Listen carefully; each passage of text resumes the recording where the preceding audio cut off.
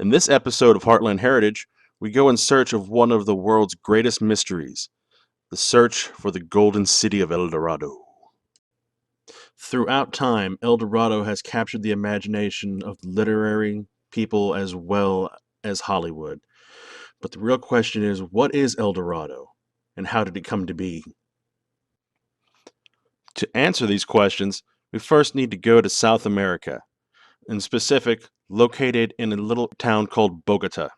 In the Museum of Gold, there is a 10-inch, 500-year-old statue called the El Dorado Raft. So this El Dorado Raft was made entirely of gold and depicts a chieftain surrounded by 12 of his people.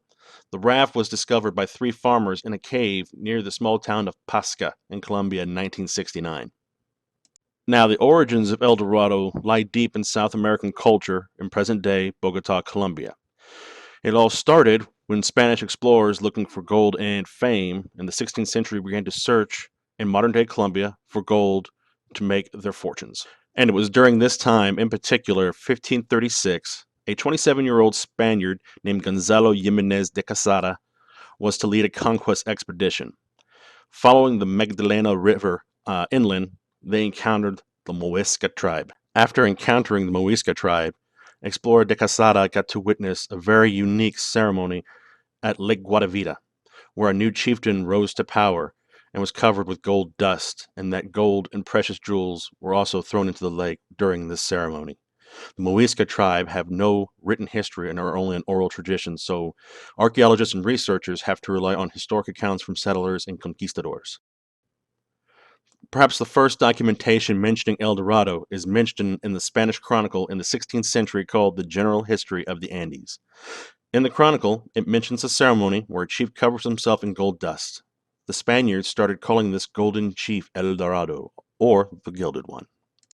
What was also fascinating to both the explorer de Quesada as well as other conquistadors who ran into Muisca tribe in years to come was the amount of gold that was around this tribe. Not only did the chieftains have the gold, but also the everyday person, children, women, men, everybody had gold around them, and they were willing to give it up freely. And the reason that many believe that the Muisca gave away gold freely is because it was something that was there all around them and they just didn't have the importance. Gold was not important to them. What was important to them, believe it or not, for the Muisca tribe was salt. Salt was used to trade with other tribes around the area that provided additional goods for them as well as food. So the gold was more just for decoration and for ceremony purposes. The conquistadors, determined to find out where their source of gold came from, started working and trading more with the Muisca, and even at some points, even starting to be more forceful means of getting information out of the Muisca, including interrogation and torture. It came to the point where they thought that this abundance of gold, this city of gold, might actually be in the bottom of Lake Guatavita. And in 1545, there was an attempt using the labor of the Muisca to drain this lake. To this day, if you were to go to Colombia, to Lake Guatavita, you could still see the massive scar on the side of the lake where you can see the conquistadors attempting to drain the lake. Of course, there was a accident where the walls collapsed and several people were killed, but the lake never did get fully drained. So the real question now is the City of Gold real? Is it a real location like you see in movies and in cartoons and in books? Or is it simply taken out of context and is in fact a man who was covered in gold in a ceremony to sort of hand the baton over of leadership in the Muisca tribe?